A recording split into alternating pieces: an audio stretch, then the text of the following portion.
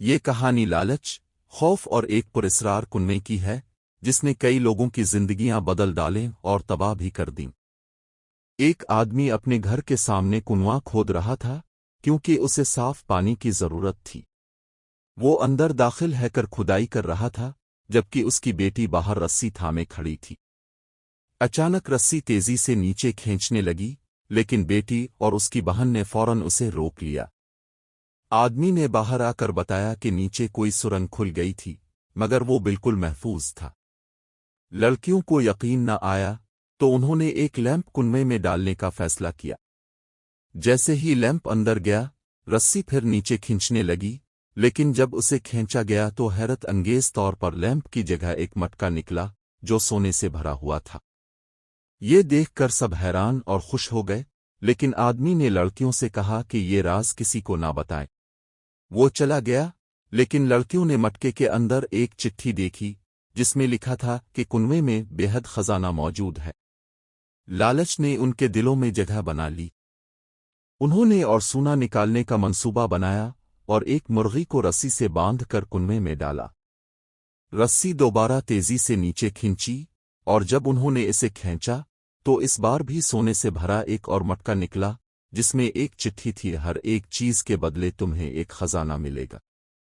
آدمی بازار سے کئی لیمپ خرید کر لے آیا، لیکن جب اس نے بھی خزانے کی آزمائش کرنی چاہی تو کنویں نے لیمپ کے بدلے لیمپ ہی واپس کر دیے۔ آدمی کو غصہ آیا اور وہ خود کنویں کے راز کو سمجھنے اندر چلا گیا، لیکن جیسے ہی وہ نیچے اترا، رسی ایک بار پھر تیزی سے نیچے گئی۔ لڑکیوں نے فوراً اسے کھینچا، مگر اس بار آدمی کے بجائے بے تحاشا خزانہ باہر نکلا۔ نیچے ایک چٹھی تھی جس میں لکھا تھا اگر زیادہ خزانہ چاہیے تو ایک زندہ مردہ انسان کنویں میں پھینکنا ہوگا۔ یہ پڑھ کر لڑکیوں کو خزانے کا راز سمجھ آ گیا۔ دوسرے دن ایک پولیس والا قرضہ وصولی کے لیے آیا، لیکن لڑکی نے اسے چکما دے کر سونا دیا اور کہا کہ اگر اور خزانہ چاہیے تو اسے روز ایک آدمی لانا ہوگا، زندہ مردہ۔ لالچ میں پولیس والے نے یہ سودا قبول کر لیا۔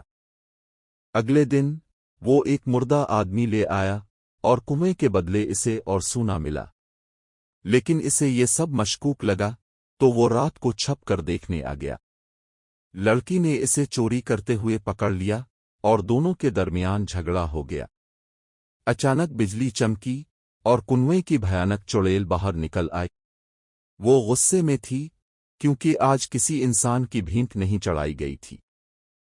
خوف سے پولیس والے نے ایک آدمی کو دھکیل دیا اور چڑیل اسے کھینچ کر کنویں میں لے گئی، لیکن جاتے جاتے وہ دھمکی دے گئی اگر ہر روز کسی کو کنویں میں نہ ڈالا گیا تو میں تم میں سے کسی کو لے جاؤں گی۔